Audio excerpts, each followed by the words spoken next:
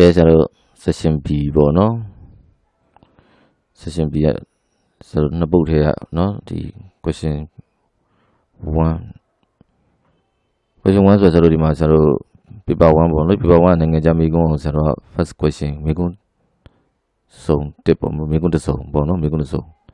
အဲ့မှာဆရာတို့နှစ်ပုတ်မိတော့ A B ဆရာခွဲလိုက်ပြီနော်ဒါတော့ question number 80မှာမိတယ် 1B ကြတော့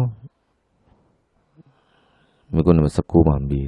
ယ်နောက်ထပ်နိုင်ငံခြားမိကုန်းပြီးတော့နိုင်ငံခြားမိကုန်းကိုဆရာတို့မိကုန်း number 1လို့ဆရာထားလိုက်တယ်ပေါ့ခြားသောမိကုန်းတွေကြတော့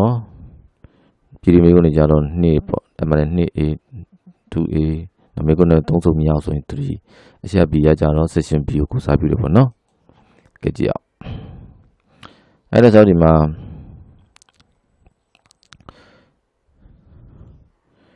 ဒီ 2x နဲ့ cos နဲ့ကမြောက်ထားမြောက်ကြတော့ဆရာတို့က integration by parts နည်းနဲ့သုံးမယ်နော်အဲ့ဒါဆိုဒီမှာသုံးတဲ့အခါမှာကဲစားတာကို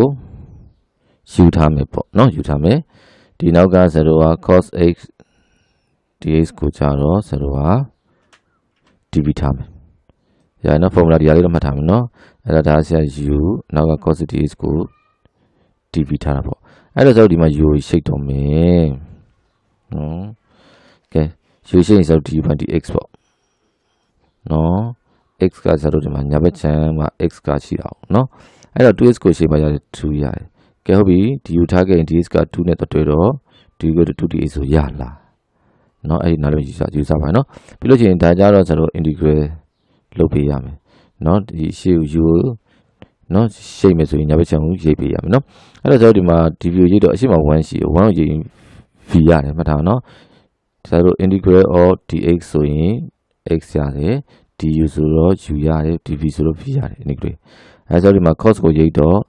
sin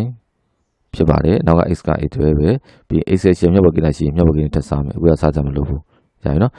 ဆိုတော့ဒီမှာကျတော့ loss မှာ integral ဟိုကပါလေ constant မထည့်ရသေးဘူးနော်ဆိုတော့ဒီ formula နောက်ဆုံးကျတော့ final ကျမှထည့်မယ်နော်ကဲဒီဒါရပြီဆိုရင်ဆိုတော့ဒီ formula မှတ်ထားမယ် integral u dv equal to uv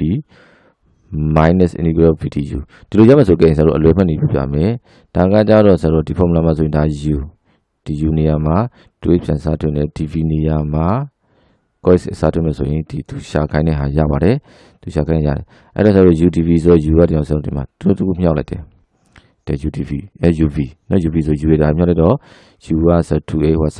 sin x မြောက်တယ်ပြီး minus integral of v du v du ဆို v နဲ့ du နဲ့ပြန်တွဲတယ်အဲ့တော့ v က sin x